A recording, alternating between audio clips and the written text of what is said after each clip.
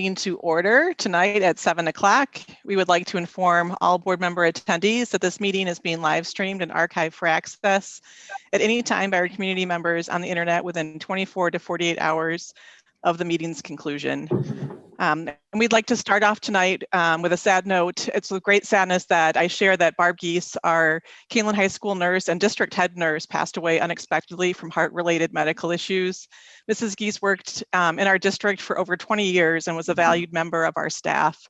Counselors are available for students and staff, both hybrid and remote. At this time, we do not have any information regarding the arrangements, but when the information becomes available, administration will be sure to share it. So please join me in a moment of silence in remembrance of Barb.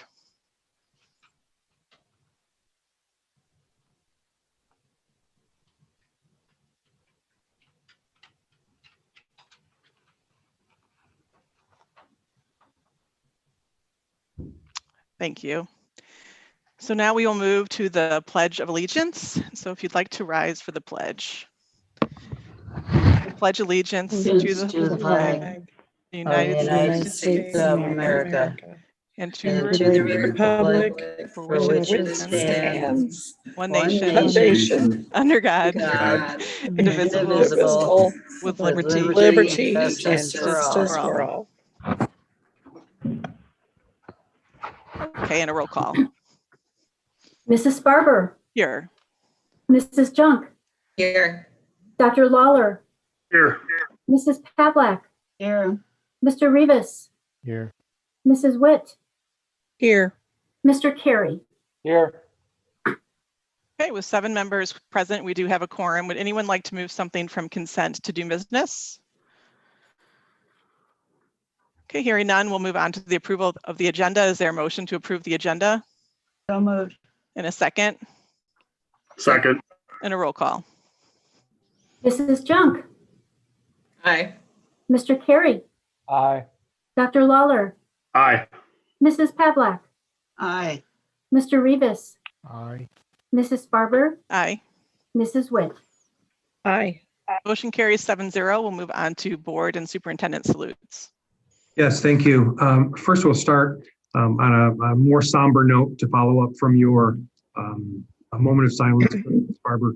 I want to just take a second to thank the high school staff and the team, students, and families, just out of the respect for Barb Geese and her years of service and her dedication to the district. Thank you for all of the work both today and tomorrow and the rest of this week to support students and our staff during a challenging time. So while it's a salute we don't want to share, I would like to salute and thank our high school staff and the crisis response team for all of their work to get ready from over the weekend to prepare for today. So thank you for that, Mrs. Maris. And I know we've talked a few times, but please continue to convey our appreciation to your administrative team and the crisis team, if you would, please. Will do. Thank you. And with that, thank you. And I will turn it over to Mrs. Maris. Then when Mrs. Maris is done, Mr. Schmidt and Mrs. Patterman have a few things they would like to note for some of our salutes for some of our wonderful students. So with that, Mrs. Maris, I will give you the floor. Sounds good. Thank you. And if I can also just say on behalf of the Kaneland High School, we have really appreciated the outpour of care and support that we have gotten from administration, from staff, and from the community. Lots of reaching out to make sure that we were in a good spot today. So thank you very much. I have the privilege this evening of bringing 3 different situations to you for us to celebrate. The first one is we have 4 students who have been recognized as commended students in the 2021 National Merit Scholarship Program. They are Hannah Jalawa, Samuel Halcom, Anders Magnuson, and Andrew Stovers. These commended students are being recognized for the exceptional academic promise demonstrated by their outstanding performances on the PSAT NMSQT test. Each of these students has received a letter of commendation and a certificate to mark this achievement. So congratulations to those 4 students. We also received word that 3 of our students were recognized as rural and small town scholars. They are Hannah Jalawa again, Christopher Fountain, and Riddhi Deshpande. They have been recognized by the College Board as rural and small town scholars because they were in the top 2.5% of the PSAT and MSQT tests taken last fall. So congratulations to all of those students. I also wanted to share with you that I received an email from a member of our community, actually from Batavia, who had worked on election day with a few of our students. He sent me a rather lengthy email, but I wanted to share a portion of it with you tonight. He says, Principal Maris, on election day, November 3rd, I worked with Josh Hinault and Marilla Ramos as poll workers at the Fox Valley Christian Church. In short, they are amazing. And I'm writing this note to praise them effusively. They not only performed an honorable civic duty, but also they were the textbook examples of customer service. They are smart, well-spoken, confident, ambitious, and driven. They have bright futures, and I can see them both pouring truth, love, and respect into the world. They represented themselves, their families, their communities, and Kaneland High School so well. They are rock stars. So congratulations to those two as well. And then in a couple of weeks, Mr. Rollman will be coming back to share some more information with you about all the successes we've had with our fall sports and those who have been able to participate along with all of our clubs and activities so far this year. Thank you. Thank you, Mrs. Maris. Hopefully you were able to, I don't know if you can identify whether all of the families were able to say if they were going to attend tonight, but I know you're going to contact them and encourage them to watch tonight to see their students be recognized. Yes, so hopefully they get a chance to tonight. If not, in these coming days, we let them know it would be posted on the website too. Great, thank you. That way they can watch it over and over again. There you go. All right. That's a record for commended scholars, isn't it, Jill? Yeah, very exciting.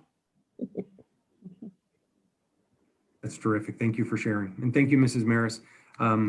With that, we will transition to Harder Middle School. I know we have Principal Mr. Schmidt and also the Athletic Director, Mrs. Patterman. And I know that they were going to share and highlight and recognize some of our students. So I'll turn it over to Nathan first. Okay. Well, good evening, everyone. And in a year where so many things are different, we were excited that our students were able to take part in the Word Masters Challenge. And we had 3 students that achieved outstanding results for that, including our 7th grader, Aaron Doucette, and then 8th graders, Abby Mederick and Eleanor Mosniaks were our high achievers for that. So we'd like to congratulate those 3 students on an outstanding performance. And I also want to thank you for inviting us to share our successes on the field this fall as we were able to run a successful cross-country season. So we had 71 athletes registered from 6th, 7th, and 8th grade this year. And despite COVID, the athletes were able to participate in several dual meets, our first North Central Junior Conference meet, as well as the IESA sectional. Unfortunately, the state meets for cross-country and golf were canceled. So we do want to recognize the entire team for their hard work and commitment this year. They did face challenging circumstances, including not having access to locker rooms, having to wear masks during parts of practice, and trying to stay socially distanced while running in packs. So we also want to recognize those athletes that performed strong at both conference and sectionals. And as a boys team, or as a team, our boys cross country placed 2nd in both the NCJC meet and the IESA sectional meet. So Harder was led by Evan Nosak, who finished with 1st place finishes at both events. Zach Murdoch finished 2nd at conference and 3rd at sectionals. Eric Escobedo finished 5th at conference and 9th at sectionals. And Evan Wilden had a 4th place finish at conference. So we had some strong finishes for our boys team. Girls team, the same. Both the girls team also brought home 2nd place in both the NCJC meet and the IESA sectional. The girls were led by Jade Enzueta, who finished 1st at conference and 2nd at sectionals. Grayson Cole, who placed 6th finish at conference and 9th at sectionals. Peyton Haywood finished 10th at sectionals, and Abby Mederick, who finished 13th at conference. So again, some strong finishes from the girls. In addition to cross country, Harder did have 6 boys who participated in the IESA golf sectional held at Ingersoll Golf Course in Rockford. And we would like to recognize Brady Brown, a 7th grade student, as he tied for 8th place at sectionals. So we look forward to seeing what these students are going to continue to succeed at in the future.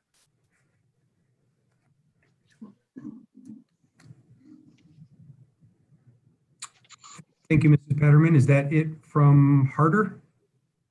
Yep, that's it from us. Thank you. I know it was an abbreviated season. Normally we have a number of families and coaches and students to recognize, but thank you for Mrs. Marich for coming tonight, and Mr. Schmidt and Mrs. Patterman, and good luck as we navigate athletics and activities into the winter season, whatever that holds for us. So thank you. And with that, Mrs. Sparber, I would just say one more note of congratulations to all of our students and staff that were recognized tonight, and congratulations to all of them. And that's all we had for salutes, and I'll turn it back to you, President Sparber. It was nice to hear some salutes tonight. Haven't been hearing about quite as many students as of late, so that was fantastic. Thank you all for coming. All right, so public comments. I don't believe we have any public comments tonight. Those needed to have been submitted, and so we didn't receive any, so we will move on to the consent agenda. Tonight, the consent agenda consists of the following action items: the approval of Treasurer's Report, December 2020, approval of accounts payable and payroll, December 2020, approval of minutes of December 14th, 2020 regular meeting, approval of resignations, terminations, and employment of staff, approval of destruction of audio recordings from executive session from June 2019, approval of policies from press, second reading, approval of school fees for 2021-22, approval of school bus purchases for 2021-22, and the following informational items: the Freedom of Information Act report and the second quarter budget report. Is there a motion to approve the consent agenda? So moved. And a second? Second. And a roll call. Mr. Carey, Aye. Dr. Lawler, Aye. Mrs. Pavlak, Aye.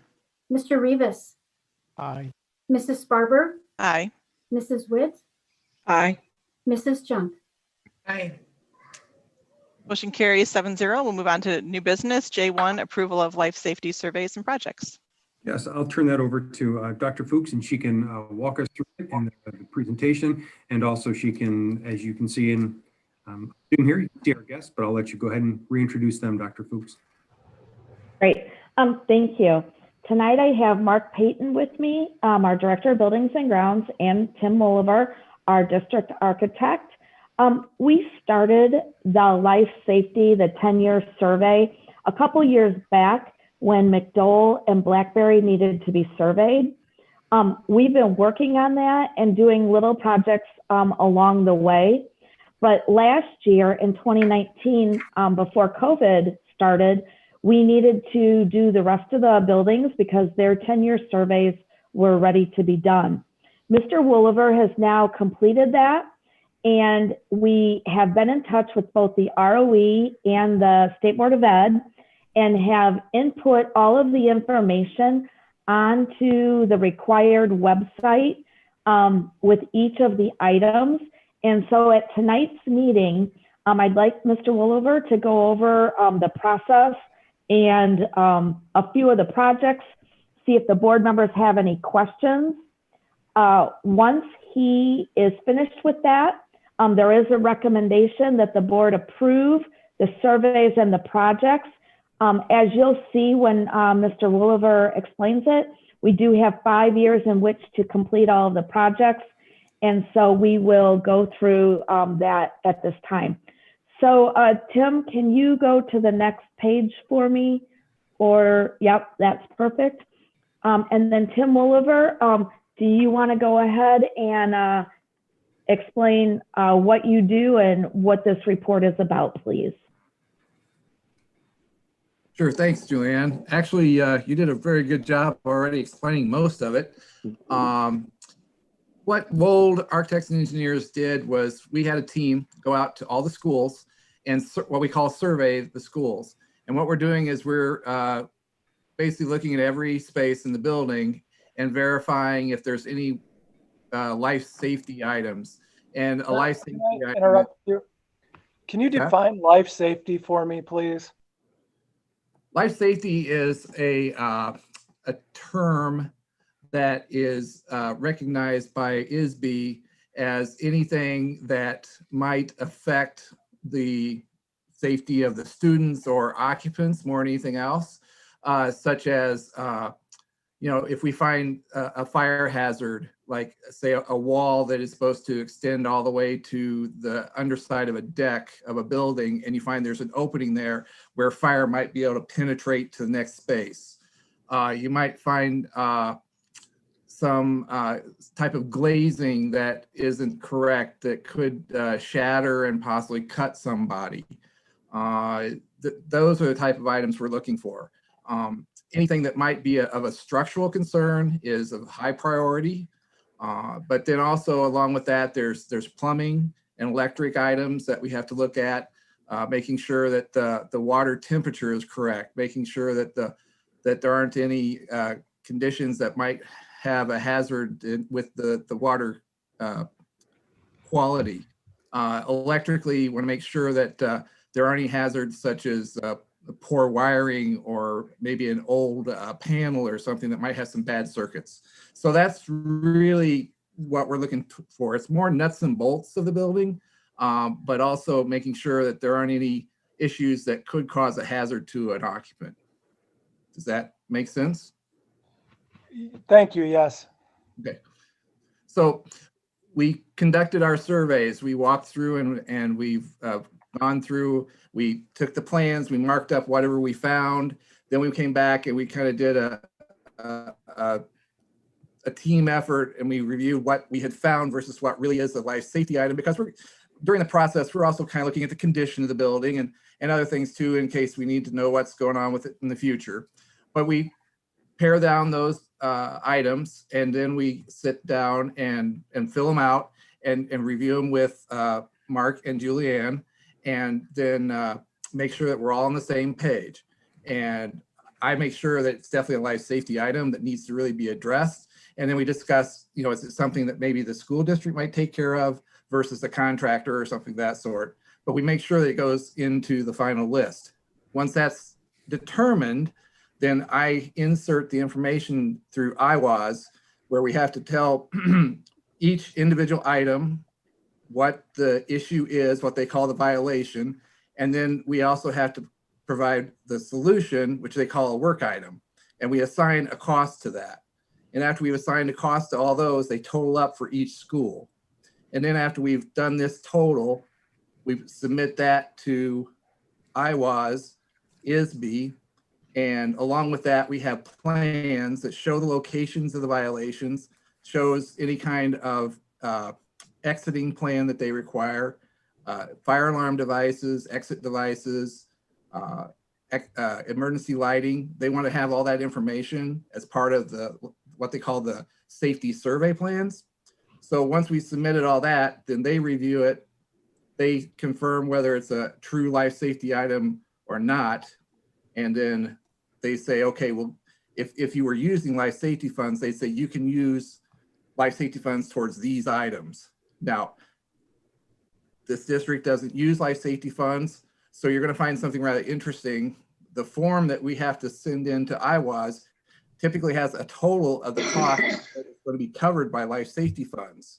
And there'll be like a total, let's say, $35,433. Well, since no life safety funds are being used to do this work, then it's just going to be zero. So the form is going to tell them that there's no funds going towards it, but the work will be done within the next 5 years. So that's essentially what I'm going to be submitting, probably the end of the week, and we'll be moving forward from there. Any other questions? Several. Okay. There's a lot of fire alarm smoke detector stuff on these lists. Mm-hmm. Did the code change or something? Because I just can't quite see Mark not having all that stuff up to snuff. Well, it did change some. And the other thing is that when you do the survey, it was built a long time ago. and the requirements were maybe more minimal than they are now. And we also have a different engineer doing the review versus when it was built, and that their interpretation can be different. And we want to make sure that we're definitely going on the, I would say, the more conservative side to make sure that there aren't any issues in the future. So these are open to interpretation. Somewhat, but Well, I've some of reviewed it these too. things I see on here are like replace a fan. I don't understand how that's a life or a safety issue. On your first page, item number 5. Mhm. Of this page here. Yes. It could be a case where the exhaust fan is just not working any longer. How does that make it And a so- life or safety issue? Well, if it's not exhausting the air properly, you're not getting the correct air exchange as required for the space. Okay. What about number 26? If there's a condition where you have water entering the building, it can start to become a structural issue. And this is showing signs of water penetration. So we want to make sure that we address that. Okay. So you want to investigate to find out if something's happening. Correct. Yeah. I don't get the definition of life and safety on that. There's a lot of things on that list that seem like got put on here because they might need to be done, but I don't think they meet the definition of someone's life or safety. Well, I guess maybe I was a little too, what's the word? I can't think of the word right now. I want to say not literal. Maybe I was a little too literal, but any of these items that we found are definitely a code violation that needs to be addressed. And trust me, we have pared this down immensely due to the fact that we don't want to have any extra costs to the district than necessary. But these are items that we feel are life safety items that should be addressed. Well, are they, see, now we're going around in circles. Are they code or are they? It's both. It's a code violation, but Then if it's a code violation, how do we have 5 years to fix it? if it's a code violation, you have 5 years to fix it because it's not imminent danger. If it's imminent danger and a code violation, then you have to do it the first year.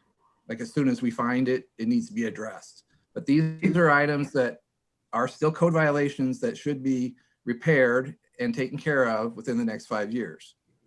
Tim, is So, that how right- is that how they receive a priority rating? Yes, these are all what we call B items, which is required, versus a item, which would be urgent, and a C item, which is recommended. And we have no C items on here to add any more costs to your life safety funds. Additionally, Ryan, the fire department and the insurance company and the ROE do an annual inspection. And so they will also give us a list of things that have to be taken care of on an annual basis for each of the buildings. And those have to be done within that year. So we are doing those at the same time now that we'll be doing these kinds of repairs. These are more long-term repairs that don't get taken a good hard look at on an annual basis, but every 10 years. Yeah, this is our more meticulous walkthrough, looking for all the items to make sure everything is up to snuff. Yeah. Some of these items don't seem to fit your definitions. Hmm. Caulk windows? Well, that's a water penetration issue, and it's also, believe it or not, Go ahead, Huh? sorry. Go ahead, I'm sorry, I didn't mean to cut you off. and also it can be even an energy issue because you're letting cold air into the space, and they consider that important enough to do it. And water breeds mold. No, So, yeah. I understand how water damages buildings, but it's not a life safety. It's not a code issue. It's a maintenance issue. And it shouldn't be on this list that we turn into the state, that we tell them that we have a certain amount of time to do and we're required by law to fix. Well, I think what we could do then is perhaps we need to have another review meeting and include you, Ryan, if you like, or you can go through the list and comment on any of them. And before we submit anything, we take another look at it. I'd be happy to. Okay. Then what we'll do is I'll make sure I get all these. Do you have all the recommended items right now? Don't you, Julianne? Yeah, he has all the printouts Okay. Okay. from each of the schools. All right. Is in the, yep. Real quick, President Right. Sparber, is that, not that I don't want Ryan involved or anything like that, but is that Yeah. okay with everybody? Yeah, Do the we board will want have to come up with a and consensus. I taking agree. things off this list? I mean, You're right. everybody Teresa. everybody else should just weigh in. I'm not, Ryan, I'm not dissing you or Yeah. anything. No, you're right. But that is but at least there's been a suggestion out there of how we could proceed. And yeah, if anyone else on the board wants to discuss this or discuss the next steps, that would be great. But Teresa's absolutely right. I'm just one guy with one opinion. It's not my decision to make. Fine, we'll listen. We want to talk through the not that we want to cut board members out of any activity or exercises, just the inclusion on that and the precedent of the work that the school district does and the board does. This is our work to bring it back to you in this instance. So rather than be on the committee to look at it, it would probably be more of giving us the direction in which to go back and do it if it needs to be adjusted at all based on the topics, rather than an inclusion in your work, walking the hallways, going door to door with us. No, and I don't want to do that. My biggest objection to this is it gets turned into the state and then we're obligated to get things done within a certain time frame. I have no idea if any of these are, I'm not saying any of them are invalid. I'm not saying none of them are important. I'm just saying they don't rise to the level of we need to turn it into the state and require ourselves to do something in a certain time frame. Any other thoughts? I mean, I'm okay with, people taking another look at it. And I just want to make sure we don't take something off the list that we really need to be doing. I got a question. Are we doing things, is this different than the 10-year maintenance the schools have to do, or is this? This is the 10-year life safety. This is it. Okay, because it seems that I see it different than it's been proposed to us before, presented to us before, where it's like, these are the 5 things we have to do. And I know we would say, yeah, they need to be done. It's a rule, OSHA, or whatever the case may be, that we have to abide with. So we would always just, yeah, go ahead and do it. Pedro, I think you might be confusing this with the annual report that Mark and I bring to you. That report is not based on code. That report is based on need of the buildings. And Mark and I do that annually. This report was prepared by Tim and the engineers, and they compare all of our buildings with the code and bring us what we need to do for that. So they are 2 different lists, and we're still doing the other stuff that we have already had approved. This is the one walkthrough every 10 years that the architect is required to do with the code. And what I would say, Ryan, is it would be helpful if you would at least give me the numbers in the buildings of the things that are of concern to you. The reason I tell you that is because Mark and Tim and I have spent a lot of time on this list. And as Mr. Williver said, we've pared it down.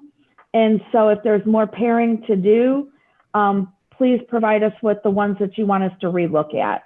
Because as you can tell with the number of pages and items, it is very comprehensive.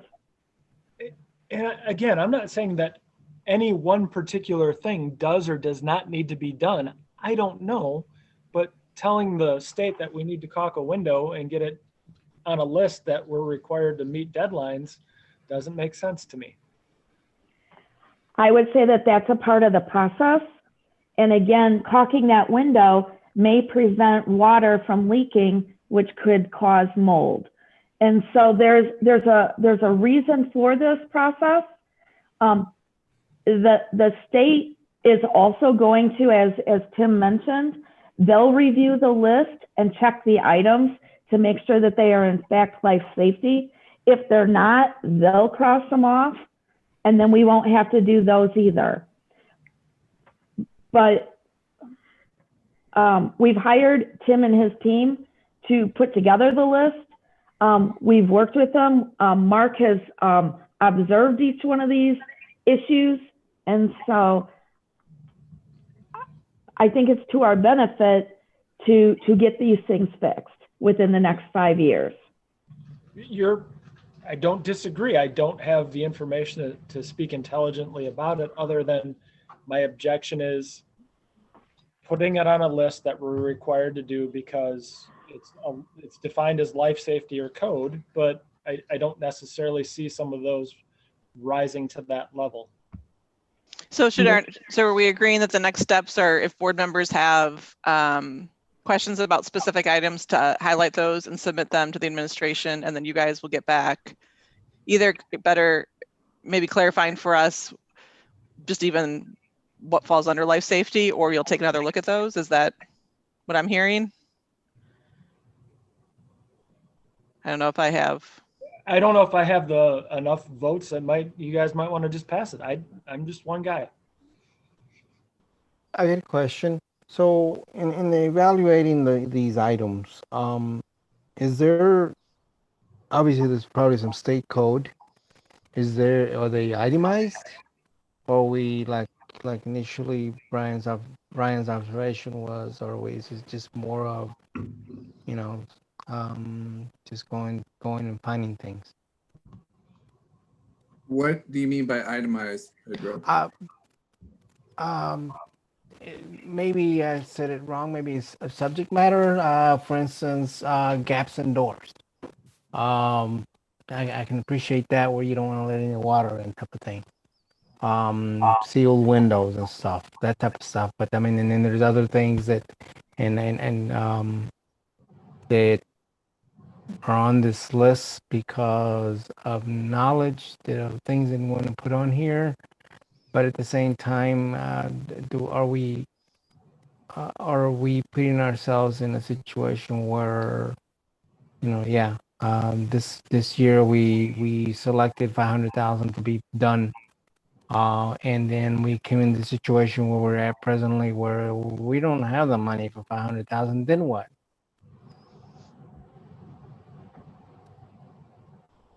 The items we found were items that we observed as we walked through the buildings. And then, we definitely went back and made sure that there was a code that was definitely applicable and made sense. If it may have been something we saw that we thought should have been, but we had no backup for the code or no information such as that. We look at the Illinois code, the Illinois school code. We look at the International Building Code. We look at the BOCA code. We look at 5 or 6 codes depending on the year of the school. You have to look at the code that it was built under and see if there were any violations of that. So that's what we're Are there different levels of these codes or severities, if you will? Not severity, just a case where it had to be built in a certain way, and if it wasn't built in that certain way, that's what is considered a violation, and that's what we observed, and that's what we put into the list. It might be helpful to note. Can you all hear me? Yeah.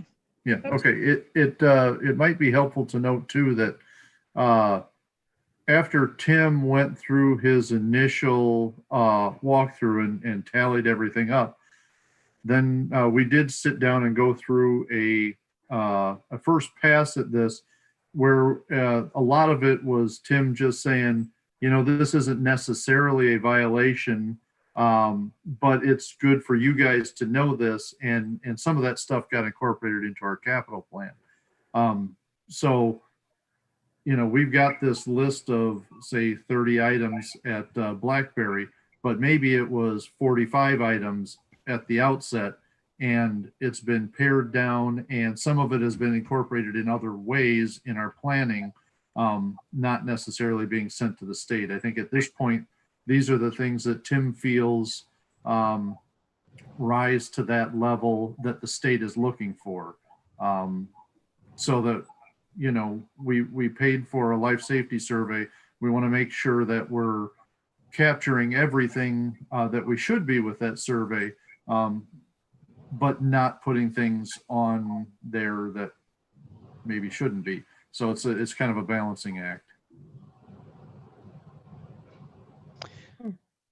So I'm not sure that I know where the board wants the direction. So I asked once about highlighting things. So maybe I'll go the other way. Does anyone want to just approve it tonight?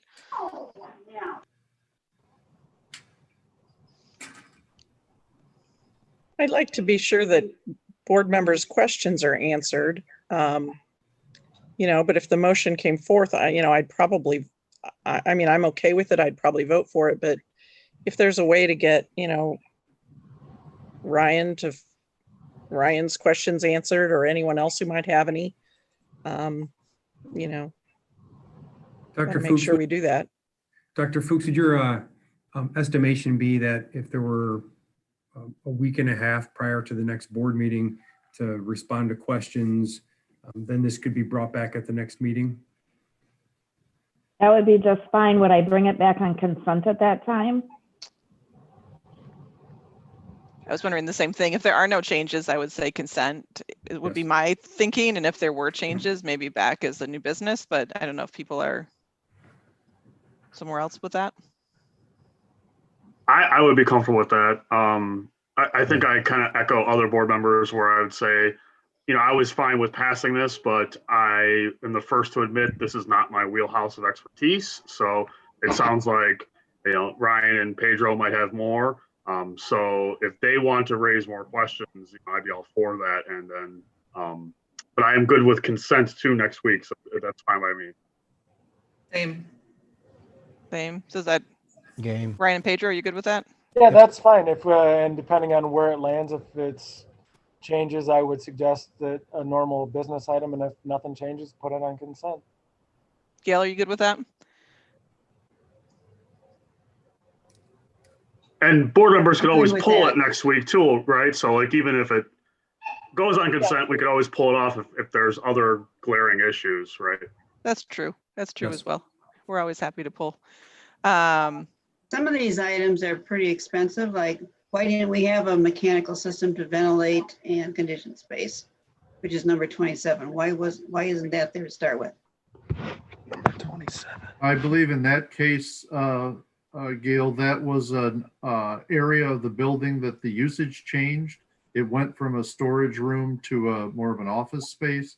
So you need different ventilation for different space usages. That would be the reasoning behind that one. Correct. Okay. Stupid question. Stupid question, Mark. But when you make adjustments like that, don't you adapt to it at that time? Yeah.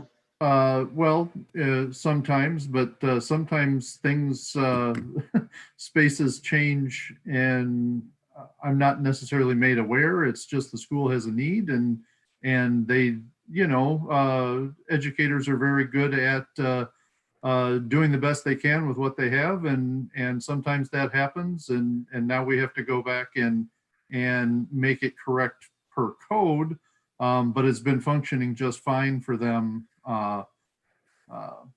when they saw a need and sought that as a solution to that need. Sometimes it seems like when something comes up and it's $11,500, you might say, well, got to move that office. It was great they put it in there, but sorry, it doesn't have the air handling system that's required by code, so it's got to be storage. Just I don't know. Devil's I'm just a advocate. little confused because it seems like everything we do from a school standpoint, there's always regulations we always have to follow.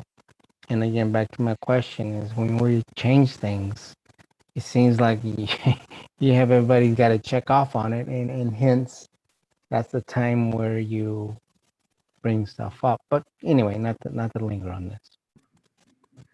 All right, so to move this along, should I make a motion to table this until next meeting?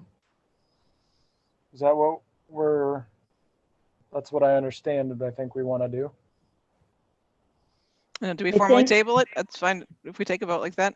If someone I says something. think that, yeah, I think the motion should be to request the administration to review the list one additional time with any questions from board members and bring it back next meeting for approval. Do you have that, Beth? I'll make the motion to do what Dr. Fuchs just said. Yeah, do you have that, Beth, or should we say that again? Should we, Julianne, say that again? If I can help you in the morning, but I said that the motion should include requesting that the administration review the life safety list one more time with regard to any questions that board members may have, and bring the list back for approval at the next board meeting. All right, so Ryan made the motion. Is there a second? Second. And a roll call. Dr. Lawler, Aye. Mrs. Pavlak, Aye. Mr. Rivas, Aye. Mrs. Sparber, Aye. Mrs. Witt, Aye. Mr. Carey, Aye. Mrs. Junk. Aye. Motion carries 7-0. Thank you, Tim and Mark, for coming and sharing the Thank you. information. Thank you. You're welcome. Yes, thank you. All right. Tim Wolf, can I have the screen? So we'll move on to J2, financial projection update.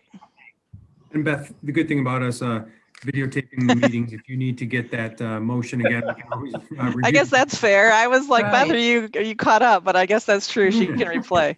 Yeah. Thank you. As Julianne loads J2, just a brief update. If you recall, back in November, we bring the Dr. Fuchs. There's a presentation of the financial projections, and the board evaluates and goes through, and based on recommendations, in this specific instance, based on the numbers and the dollars, we were asked administratively to come back and do some work and bring back an updated plan with $1 million in reductions for the next budgeted year. So, or for the project. So what we'll do is I'll turn that over to Dr. Fuchs, and she can walk us through this and see what questions you have at the end. And just know that there was a series of meetings administratively for feedback to come down to some of these decisions that you'll be hearing in a second. So thank you. Go ahead, Dr. Fuchs. All right, very good. Thank you. The presentation that follows, slide numbers 1 through 19 are the same. I wanted to keep them in there so that you would have something to refer to. And so I will move to slide 20. On slide 20, as Dr. Layden mentioned, it will show us the recommended reductions by the administration. The board had asked that we reduced planned expenditures by $1 million in an effort to narrow the projected deficit so that it was not as large as the projections are showing. So in 1 second, I will be on slide 20, and then I can show you. Come on, I'm almost there.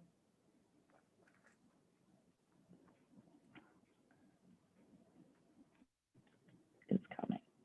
So along with the reductions, the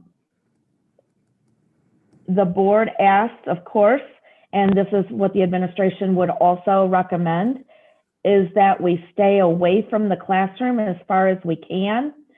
And so we have done that with these reductions. And it is one more slide. There we go.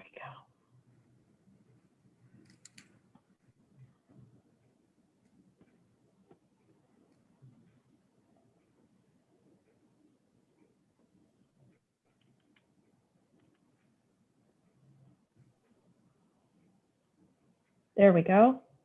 All right, so this is what we're recommending administratively.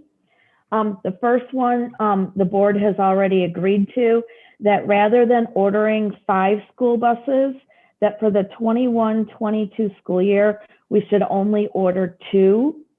By doing so, that will save approximately $250,000. Capital projects, the initial assumption included $1 million. We would now only have $750,000. And I think 100 of that will be these life safety projects. And then the rest will be the projects that the board already approved. 100,000 out of the new curriculum, and 100,000 out of technology. Those are, we've talked to both the directors for those areas and have worked through a plan on what that might look like. With COVID, curriculum should be able to slow down a little bit in the terms of replacements because they can't have as many meetings with vendors and things like that. So for 1 year, that should be okay. With regard to technology, cutting 100 of projected expenditures becomes more and more difficult each year. And so we're really watching that very closely. One thing that we've been able to do is with some of the COVID money that we've received, we've been able to use that for some of the technology that's been needed for remote learning. The teacher laptop replacement is currently in the projections for 22 and 23. What we've done here is we've moved it to 23 and 24.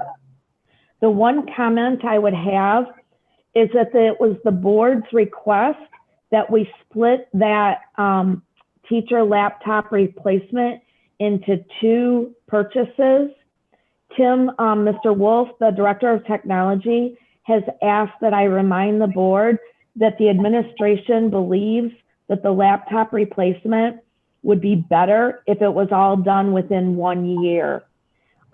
There's a variety of pros and cons to doing so, but for this year, we know that it won't be for the 21-22 school year. We can push it out to at least 23 or 24, and then we can make plans accordingly.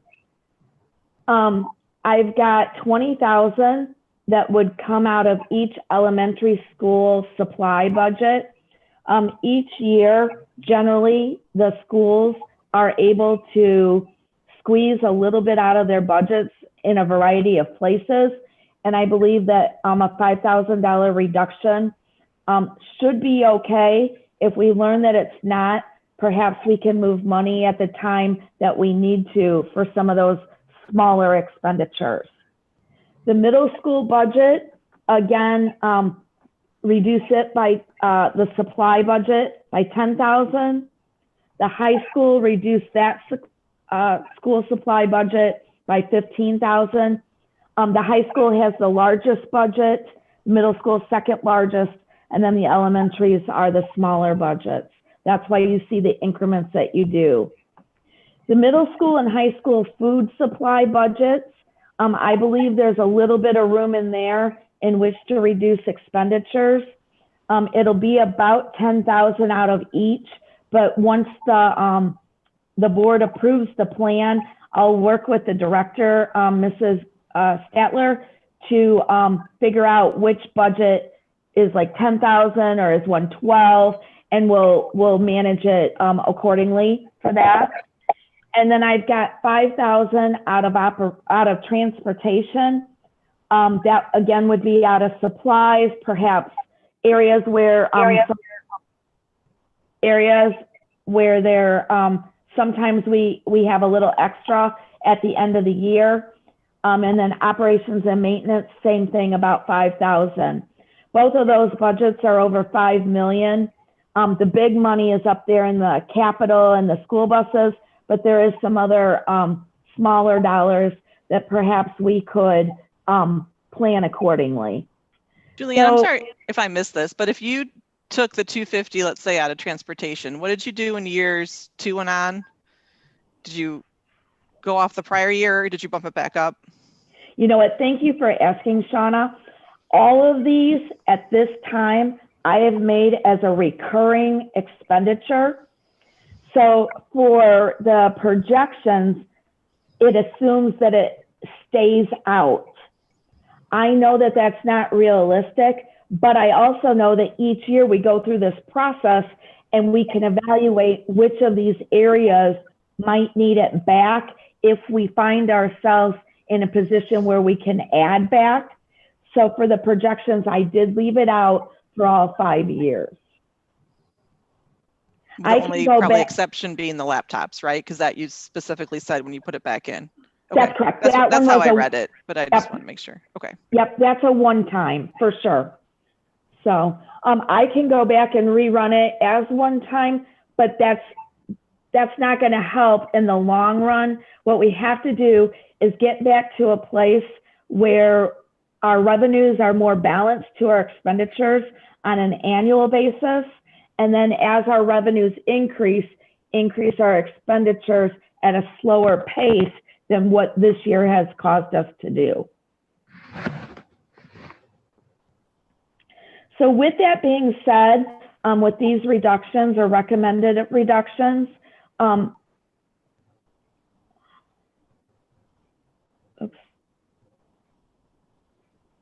Hang on one second. The board also asked me to modify my COVID by having all COVID expenditures out. You felt as though that was too unrealistic. So I would really like this to be smaller. Hang on, can I do that? Yes, perfect. So what I did is the TRS positions, I left them in the model. I left the temporary subs in the model, and I left about 362,000 of cleaning in the model because this year we haven't used it all, and I don't think we'll use it all in the future. With regard to supplies, I cut it in half. We won't need all of that stuff, but I do believe if we have COVID, we'll need some of it. And then I did reduce the 125 and the 20 that are both out of the O&M fund because those supplies are all one-time things that we won't need again. So I tried to balance what we thought should be in there and what doesn't need to be in there to give a more realistic COVID assumption. Again, at this point, we don't know for sure what we'll have with COVID. So I actually ran this model in 2 ways, and I'll show you the 2 different ways. This one has, hang on, there we go. This one has the reductions of $1 million and modified COVID expenditures. The numbers that we're looking at are right here in the middle. So right there, you're looking at about a 1.85 projected deficit. That's with $1 million in COVID, I'm sorry, $1 million in reductions. So about 848,000, give or take, would be your COVID related expenditures, with most of that being in those staffing and then some of those supplies. And then the next page is what shows you the trend. So let me get you that. You can still see that with the COVID in there, and I didn't take it out, it was a recurring. So I probably could have taken it out, but not knowing what's going to happen, I did leave it in there. And so you could see that that does reduce the fund balance quite a bit and very quickly. But then what I did do is I ran it again. And this time I ran it without COVID expenditures. So if COVID is gone and we don't need any of those people and or things, this is what we are looking at. And at that point, you're looking at just a little over $500,000 in projected deficit. And so I think that that kind of a projected deficit is much more manageable for future years in terms of what we were talking about. Did you leave all of those cuts in there? So at this point, with and without COVID, we have a projected deficit. I would call it somewhere between $500,000 and $1.8 million that we can manage and continue to work to shrink the gap. Let me show you quickly what the trend looks like, because the slope is much less on that one. You can see it definitely, it's not flat, it doesn't go up, but it's not nearly as bad as it was the first time. So I do believe the $1 million in reductions is necessary and important. With regard to COVID, if I had to, put my hand on it, I bet it'll be somewhere in between. I don't think it'll be nothing, but hopefully we won't need everything that we have now. And so I believe after next year, we can more easily balance the budget moving forward. That's where I'm at right now with the projections. Great. Are there any questions? Comment, I guess. I'm not sure that I see moving the laptops back a year as really reducing. It's just delaying. So I'm not sure how I feel about that, but we get to where we need to be, except there seems to be, I got a year, 24 looks a little worse than the rest of them as far as the projected deficits. And that's looking at the cheaper version, or better, whatever the right word is. Non-COVID. With COVID and with reductions. So I'm a little concerned that by pushing so I'm on, just so we're all page 24.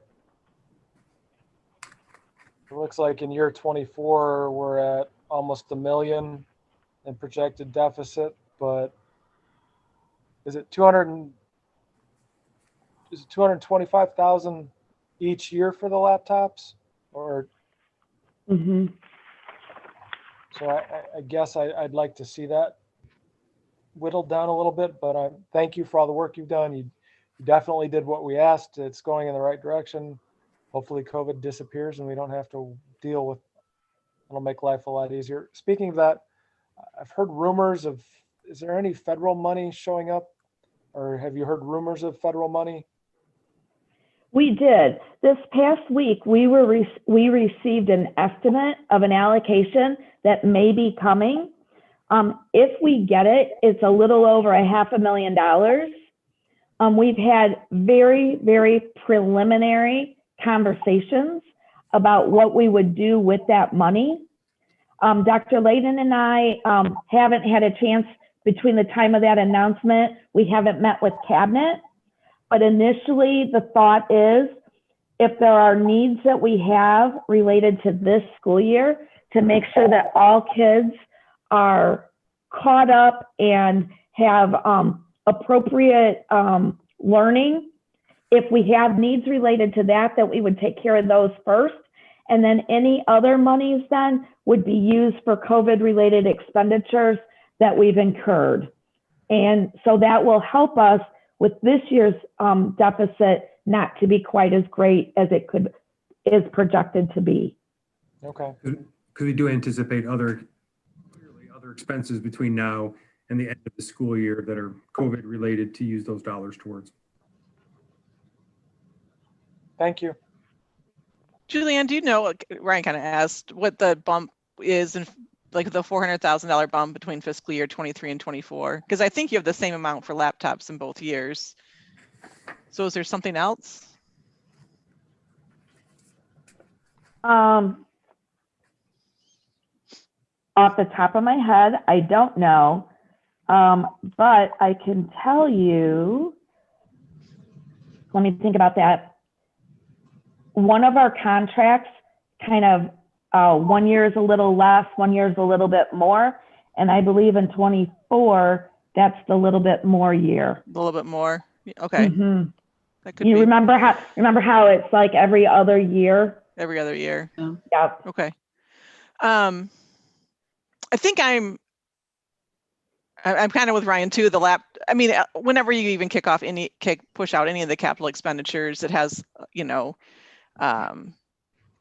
kind of a weird feeling, is that saving money or not? But especially the laptops, if that's just kind of delaying it a year, it probably feels a little bit less so, but I do think we're more in the ballpark of where we need to be. And I know, I think we're looking for that line in the fund balance not to go up. We're looking to use taxpayer dollars to educate the children, so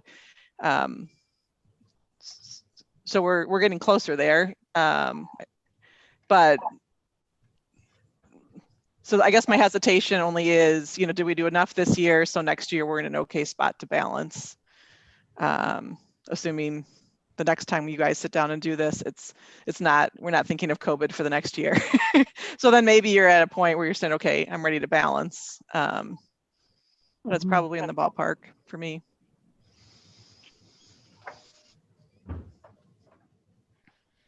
I would agree with both Shauna and Ryan. Julianne, I appreciate you doing all this work for it. Yeah. I'm glad that you were able to get it closer to where we need to be. And I would re-echo what Shauna had said, that we should be using that money to educate kids. So that's good too. So, I appreciate it all. I know this has not been easy, and I'm hoping that things go to some kind of normalcy 2021, 2022. So thank you. You're Yeah, welcome. thank you. I also concur with everyone else. Thank you. Thank you. Have you guys heard anything more or want to make any predictions about the fall? I think there was some discussion if there's not a lot of, majority vaccinated or something like that, that there likely would still need to be some significant, adaptations to the normal learning environment, or however you want to say it, in the fall. Does that still seem like that's the route? So there's likely going to be, still a decent amount of expenses in the fall, or is it too early to tell? Sean, that's a great question. It's one of the things with the LUDA group, IDPH, and the state board that we're asking about, because I think most of us are unfortunately mostly resigned that the rest of this school year is going to go status quo that we're doing right now as the best case, but with the goal to try to be back to phase 5 by next year. So we are having those discussions with those groups of what is that going to look like? What do we need to get there? Whether it's vaccination rates, whether it's the part of the herd immunity, and then if not, what are the alternatives, and would our alternatives be the same as they were this year if the numbers are smaller? So it's like in a calendar right now in a big pot, and we're trying to work its way through the different various details, but there's nothing definitive quite yet that we could narrow down, and even what the Restore Illinois plan, how it might shift based on what their numbers look like going into summer. But I assume part of that conversation is that children 16 and under can't get vaccinated, which is basically the entire school. So, it feels like that community is exactly where we are now because we can't vaccinate them. Yeah, if we can't vaccinate them, and if everything stays somewhat status quo, and if the rules are the same, the other piece that potentially could be different, if down the road, if the 6-foot social distancing is ever shifted or adjusted to 3 feet, then that would cause us to do some recalculations and might be able to minimize that. Because I know there was some conversation between the 3 and 6 at different times, but if it stays at the 6, we can't magically find any new areas anywhere other than what we have, or maybe try to find a way to reformat it or restructure it. But unless those things change, that's what we'll have to take into consideration.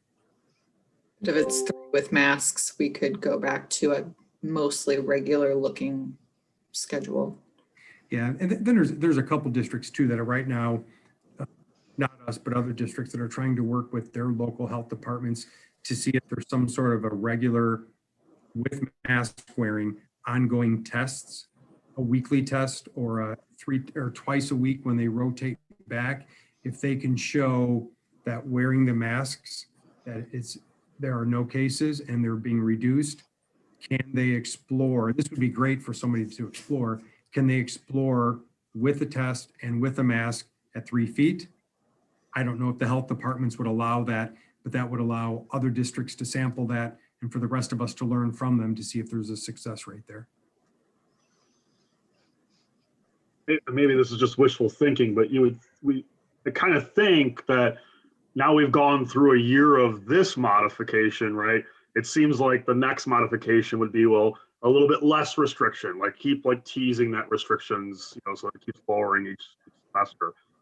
Again, maybe it's wishful thinking, but from my own family standpoint, like my kids are really good at wearing masks, which I never thought would be true, right? Like I thought they'd be terrible at it. So like it's, I think we're getting used to it. I don't know if that's good or bad, but I think we are getting used to it. So I'm hoping that, we can continue to lessen the restrictions. And part of our planning too, if you recall, in February, we're going to bring some information to the board as far as academic success from the first semester, standards, grade point, credits earned, those types of things, and which might lead to what then summer could potentially look like, and then into a school year too. So there's a number of academic factors along with the health factors that we need to consider for next year, and then how the vaccine goes too, which in the superintendent report, I do have an update that you probably have seen and heard from the governor about phase 1B, but I'll be able to share that with you in a couple of minutes. Great. Anything else? A new strain that's coming. Yeah. Oh, Teresa, we're on a happy moment. Well, I mean, you can only do so much. I mean, you can do all this and it can look like it's going great. And then the new strain is supposed to be more communicable. So yeah. Remember happy place. Lisa.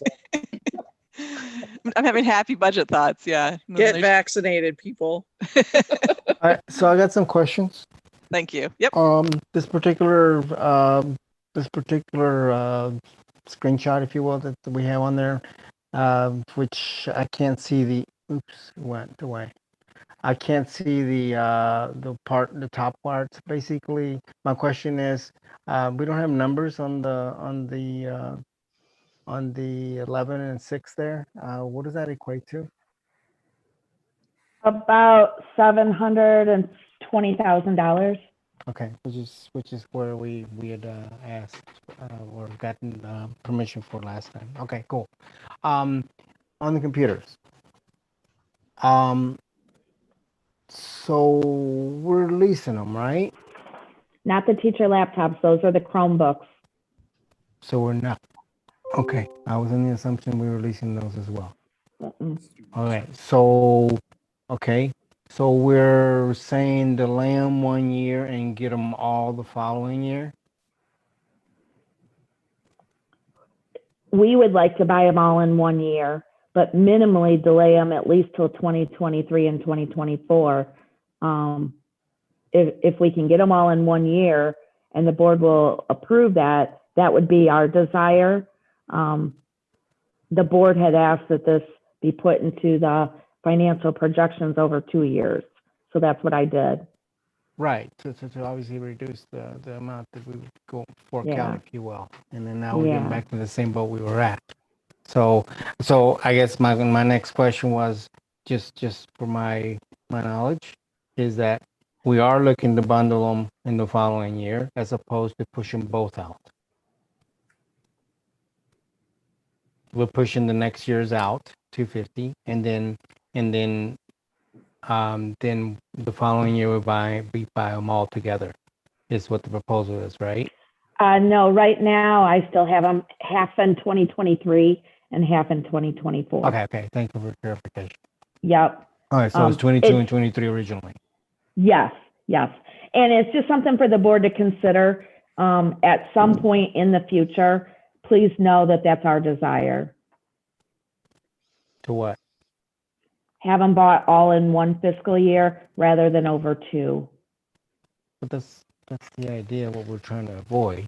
At least that was my idea personally, to be honest with you, to avoid, so we wouldn't have to shell out so much money at one time, and therefore you're in a position where we have to do it now. So there's $500,000 right there that we could have if we kept the rhythm, if you will. We're only looking at $250,000. Yep. I mean, And that's what I have in the projections. correct. And we know that we're not going to do it for a couple of years. So it's definitely time. There's definitely time to think and plan. Well, it just bothers me, the desire. We're trying to get to what we moved away from. But we're not there yet. Thank you. Anything else with J2? So there was no action, I believe. Is that correct, Julianne? Correct. Yes, no action. So we will move on to J3, approval of interim district special education coordinator. Tim, you want to open that one? Yes, thank you. I'll give a brief intro while Tim grabs that. I'll turn it over to Dr. Atkins in a second. But again, this is a position that we're requesting. We do have an identified candidate for the position. We do have a staff member going on a leave, and with some of the duties required and some of the regulations with IEPs and meetings, it would be essential to have this position filled through this route. So with that, Chris, I'll turn it over to you, and you can fill in other details and see if there are questions. Thank you, Dr. Layden, and I appreciate the intro that covers a lot of the basics of it. Please know that we did look in prior years and prior absences similar to this to try to cover these positions internally, and it's incredibly difficult to do so. With this leave, we did decide to look at an interim position. Typically, these interim positions are held by recent retirees who are certified and have done this job in other districts, that kind of thing. We did look at setting a rate at $40 an hour. That rate came from looking at the current person in that position who makes about $46 an hour, and then setting that a little bit lower. We did ask Mrs. Eggleston to go through the workload of this person in a typical spring and parse out all the things that could go to other people and come up with a number of hours needed essentially to complete the work this spring. That was where the 186 hours came from. And then at the $40 an hour rate, it comes out to just under $7,500 total for an interim person to take over the work while our employee is on leave. So we're asking the board to approve that expense. And as Dr. Layden mentioned, we do have a candidate in mind that we have begun preliminary conversations with, a recent retiree from a neighboring district who we would like to see take over the position. So any questions from the board?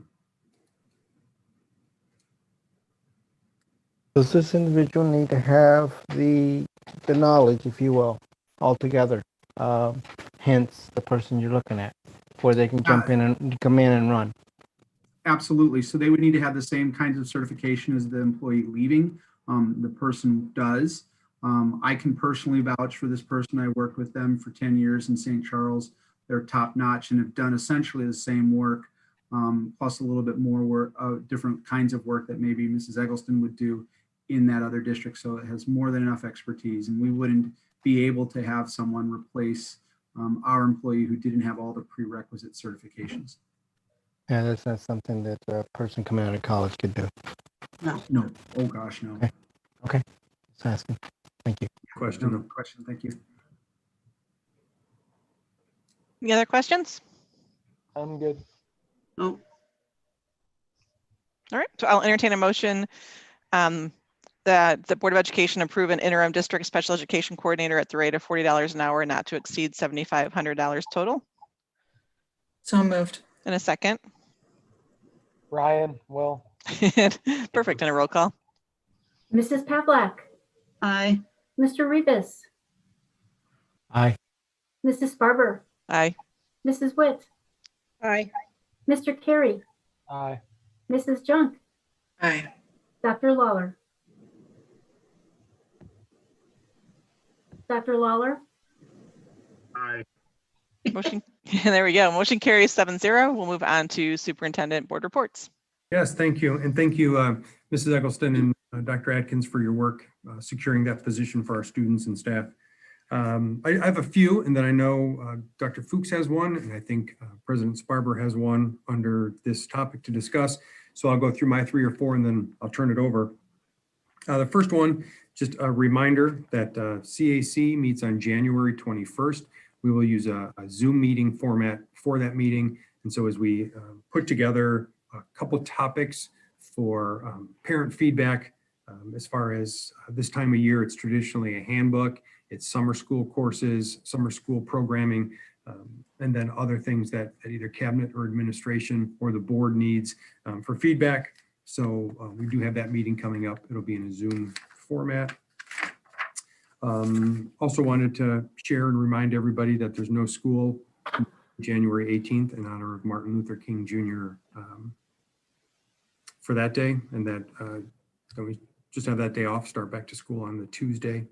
Our 2021-2022, touch base on it a little bit previous, potential plans, potential starting date, structures, formats, same, different, those types of things. Those are all under consideration, or that we're taking those into consideration when we bring back at our next meeting a recommendation for that calendar.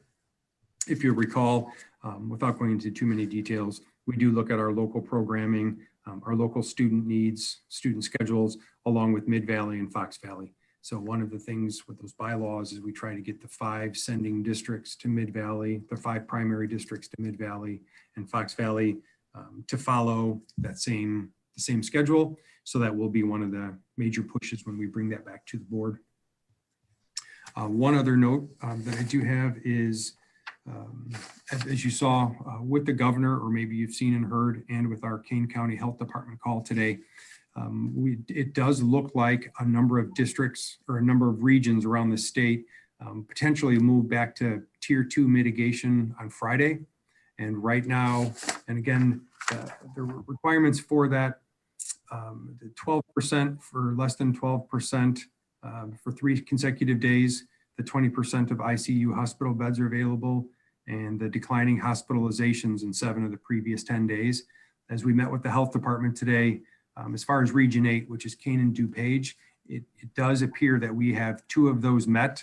The hospitalizations is one that we need to have the 3 days in a row, and we're not sure if we'll have those 3 days in a row or what that consideration will be for Region 8 on Friday.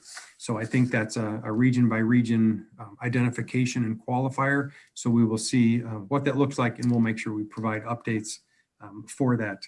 And the biggest piece is we evaluate, unless there are some changes in the phase 4 or in the mitigation levels, the biggest change, and really the primary change that we'll see with schools will be the fact that our groupings in Tier 3 mitigation, some of the groupings that were limited at 10 can be expanded to 25, which is what we had previously, to moving to Tier 3 back in the end of November.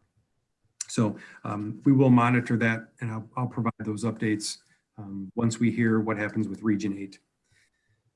The other thing, vaccinations, as we talked about vaccinations a little bit, we did learn that the ROE, the Regional Office of Education, in conjunction with the Kane County Health Department, are putting together a survey that they will get to the 9 county districts, and hopefully we'll get those out to staff immediately to gauge staff interest in taking the vaccination. And then what they're going to do is, and then look at that, compile that, see their access and viability and how many vaccines that they do have that they would be able to then use for Tier 1B, which is our frontline workers and educators. And when they say educators, right now they're talking about all staff, but they did mention that if there is a need to prioritize, that is a decision that would be made by the health departments, not by local districts. So local districts wouldn't have the opportunity to prioritize and change. They would do that through the health departments and let us know what that's going to be. So after we get the survey results, we'll turn that back in, and then they do anticipate, hopefully within the next couple of weeks, to start those vaccinations for those that are choosing to do so. They did estimate that that we do need to get the survey in by Friday so they can take action as soon as possible. And they do estimate that Kane County has about 100,000 frontline workers that would need to be vaccinated as part of 1B. So while there's lots of different feelings on the vaccination, we do know that they should be within the next couple of weeks formulating a plan and putting that plan together. They have asked if district staff and or maybe our nurses might be willing to volunteer to help organize, to help either administer the shots, to help line formation, to help paperwork. So if they do need extra hands or they do need extra help, we'll send a note to our district staff and we'll see if people are able to help out. So Todd, are you saying then that includes like bus drivers and yes, and all those? Okay, good. Thank you.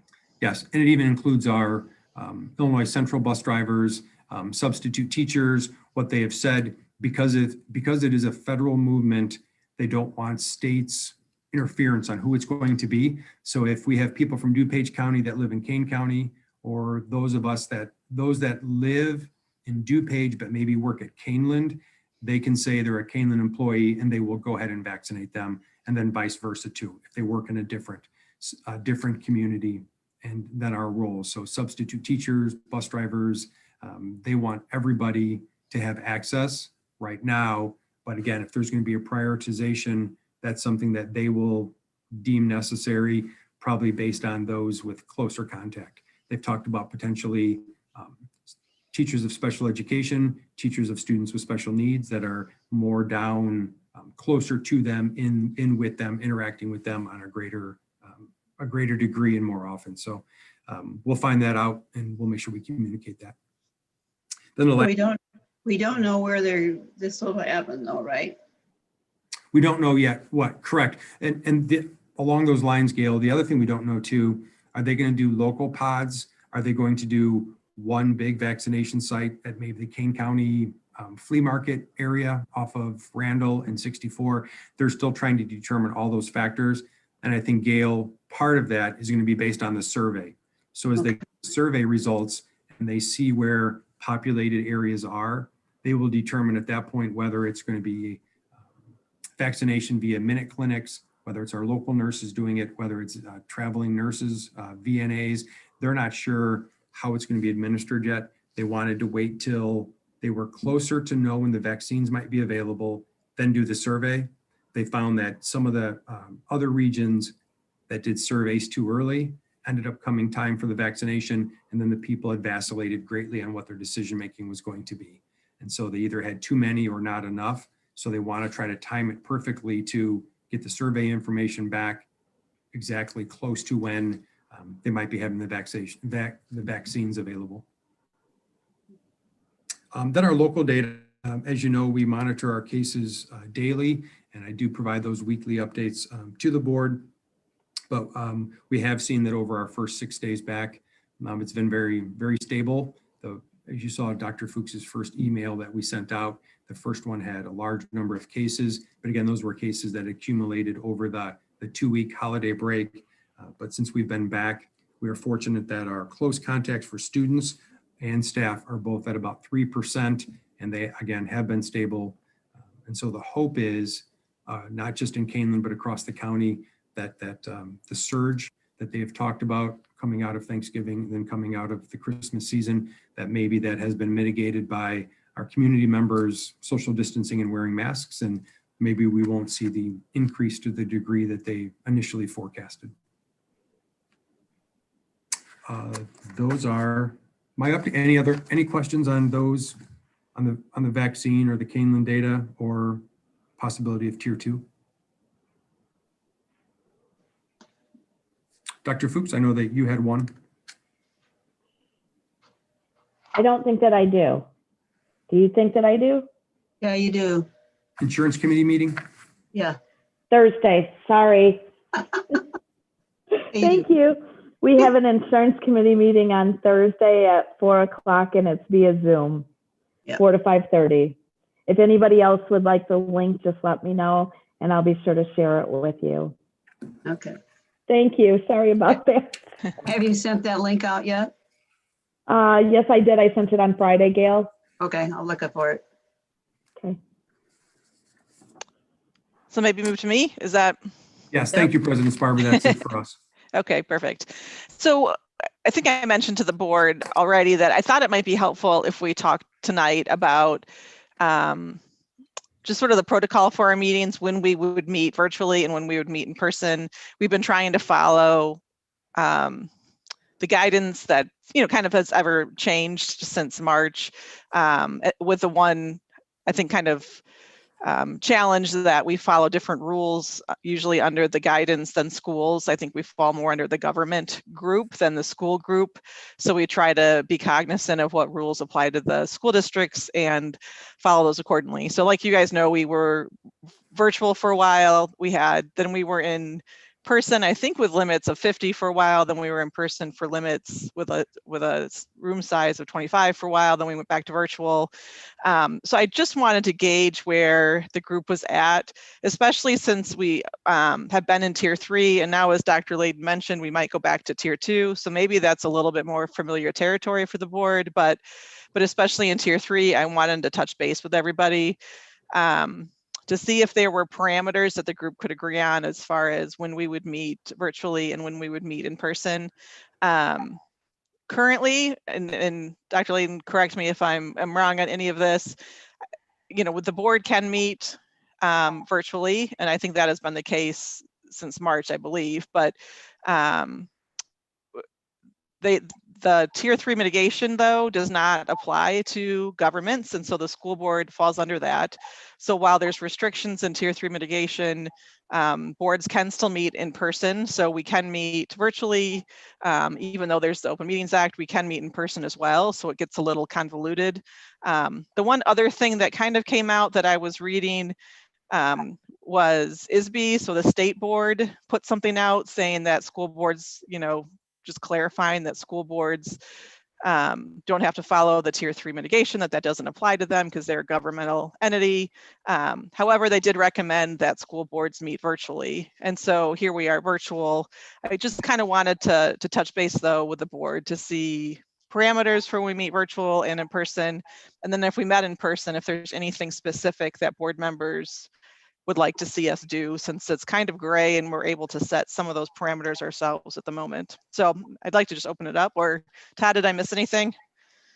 No, you had both of the IDPH guidelines and then also from the state board. So it is interesting that it's somewhat conflicting. You're right, because the ISBE said it doesn't apply to government officials, which is the school board. So we can host it in person, but then the very next sentence, it says it is recommended that boards hold remote meetings whenever possible in tier 3. So I don't know if that will change at all for tier 2, but that is, you shared it spot on. Okay.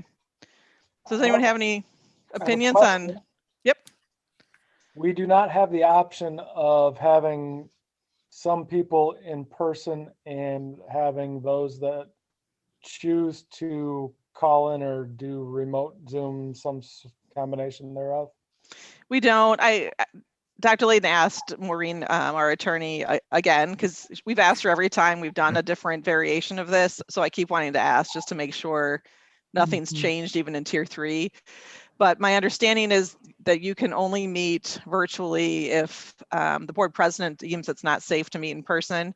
And once you deem that it's safe to meet in person, then you have to follow your policy and the Open Meetings Act, which would require the only thing in policy that would allow you to have someone call in would be the traveling from work, those things, so not for COVID related. So which is, I think, a little bit odd, Ryan, but that is the way.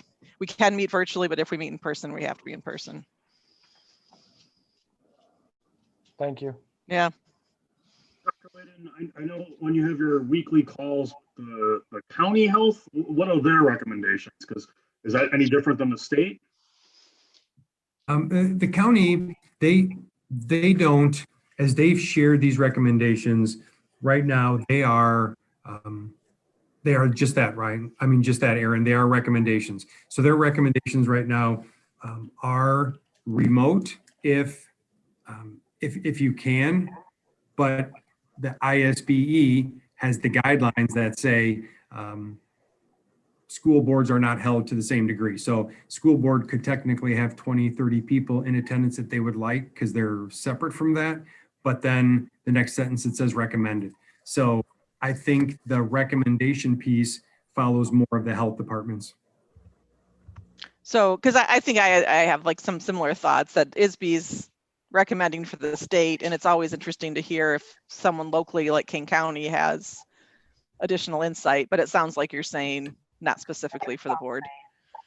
Correct. Yeah. Okay. And that's also what schools are held separate too, and that's why schools can function in tier 2 or tier 3 mitigation. Okay. So do I hear we have flexibility? Yes, we have flexibility. If we have one thing is flexibility. If we have guidance, I would say less so. So when that was asked of me,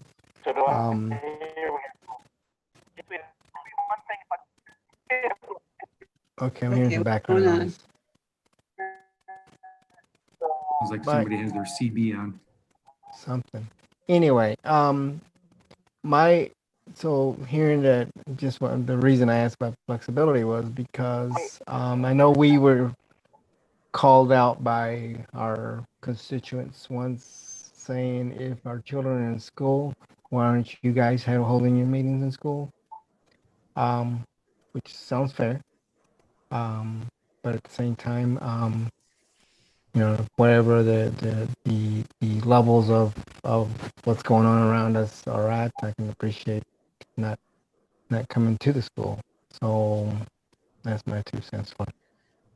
There's a choice. Basically, Students have a choice. Huh? Parents have a choice to keep their students home. Right. Just like I said. We never required everybody to come back. So true. Yeah, I mean, right? Like they could all choose remote, and that's what we'll be instead, right? That would be a lot, but that would be. And I will say, at least for me, I think I'm probably more of the mindset of following the students, just in my general thinking, if we're given the flexibility. But then it does open up what does that look like? Then we do have the flexibility, I believe, at least currently, to set meeting sizes and those sorts of things. So that would be a subsequent conversation, but that's at least where I'm at. I mean, don't get me wrong. It's nice to go in my office at home and as we are right now, and we're fine.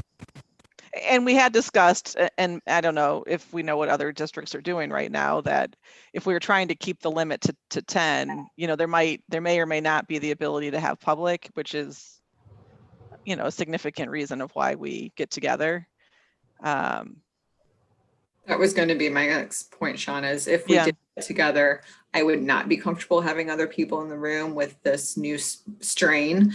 They're saying, you know what, if you used to go to the grocery store twice a week, you really should try going once or less, because you are just increasing the likelihood of spreading or getting or transmitting this new, much more contagious strain.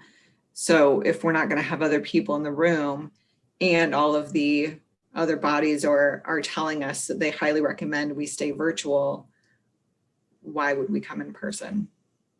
I think if we're going to tell the staff and the students that it's safe enough for them to go to the building, I think we should do the same. And when I need to go to work, I go to work. But when I don't have to, I don't increase the likelihood that I'm contributing to a spread or contracting something. Personally, I think it's an issue of whether, what's going on in our area. I mean, right now our hospitals are pretty much, at the point where they can't take any more people in. So that means that somebody's out there circulating this stuff around. The hospitals aren't at that level in King County. Yeah, they are. Yeah, they are. So is the consensus currently, as long as we're in tier 3, we should be virtual, and tier 2, we should talk again? Is that what I'm hearing? I don't know. That's my opinion. I think we should stay, as long as the recommendations are that we are virtual, we should be virtual. Yeah. Follow It's also, continue. I'm sorry. I was just going to say, it's also, it's unfortunate, that there isn't a choice, because board members, just like families and other people and, staff, have family members that may be a higher risk. Or they themselves. And we are trying to be, it feels like it's taking something away, although, so I certainly will make a personal choice. And if it means I can't participate in a board meeting, then so be it. I would like to continue having the choice, right? Like I would like to be kind of like we did this week or last week, Shauna, when you called us all. Like I like that idea because new information comes out every week, right? And I might change my opinion in like 4 or 5 days, right? Like depending on what's going on. So I like to keep it flexible. Like even having that continued dialogue, and maybe we vote, right? Like, if 4 people say it should be virtual, then it stays virtual, that kind of thing. And it is all about safety, but at the same time, though, if we're coming in and we're the only ones that can be in there, then what's the point? Yeah, what's the point? Right? What's the point? So they just stay at home. I mean, people are going to be able to watch us as they currently are. Same thing. I mean, that's, in my view, holding a meeting is to allow people to come in, type of thing.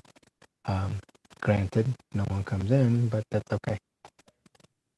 They have the option. And along those lines, if, as I shared earlier, if it does move back to tier 2 mitigation, that number changes from 10 to 25. So that is, as President Sparber shared, it's probably the biggest change between the mitigation levels that would then allow for enough capacity, if the board elects to have them on site, to have enough guests come in, enough presenters come in to be able to make it a viable meeting rather than just making it 10 and pretty much telling people you can't come. I think that's a story.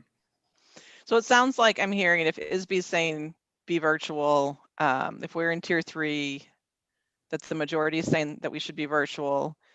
And when we have a significant switch, i.e. if we go into tier 2 or ISB changes their recommendation or something, I know it's hard to look forward and say, well, give me parameters for, you don't know what the new parameters are. When things shift to take another vote, we'll say majority will guide what we do, and then we'll have another discussion in open session if we need to. Yeah. I like the idea, President Sparber, of the majority making the decision, because that's board consensus on so many other topics. It would make sense that, and that would take the pressure off of you too, to try to make that final decision. That's not, it's not fair for a board president to have to make that decision if it's 3-3 or some other number. Yeah, and it got a little bit more complicated, this one. I felt like I knew what consensus was before now. So I appreciate everyone's dialogue tonight, because I would like to know that the board's, meeting in the way that makes sense for them. So does that work for next time? If we're in tier 3, we're virtual. If we're in tier 2, I'll reach out. Yeah. Awesome. Any no's? You have consensus, so I guess that's where we go. Okay. It's hard to see thumbs up in my little 2 people I see. No, my couple. All right. So anything else with board reports? Topics for future agendas? Nope, we have no public comments for this part of the meeting. So we'll move to executive session. Tonight we have executive session for Illinois School Code 120 2C21, Illinois School Code 122C1 and 122C2. Is there a motion to go into closed session for this reason? Ryan, so moved. Is there a second? Is that Aaron? I think it was Aaron, and we'll roll call. Mr. Rivas, Aye. Mrs. Barber, Aye. Mrs. Witt, Aye. Mrs. Junk, Aye. Mr. Carey, Aye. Dr. Lawler, Aye. Mrs. Pavlik. Aye. Motion carries 7-0, and I did not read, but because we have no action following the closed session expected for tonight, then after we go into this vote, which we just did, the recording of tonight's meeting will be concluded.